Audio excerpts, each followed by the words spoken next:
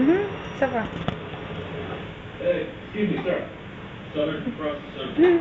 We're about a mile up from her. You just continue on to the right. Siyempre siya. Old John Martin, you up there? Yeah. He's supposed to be on the center. Well, you're going to be waiting a while, so... Anyong talaga kamay mo ba? Me, I've been here for some 20 years. Ano na yun? Uy, nahulog. Hey, did you catch anything? Ito, ano yun? Busog niya siya. Nulog. Okay lang, mabusog siya? Okay lang, sakay yan eh. Tama na yun? Lami. Nulog.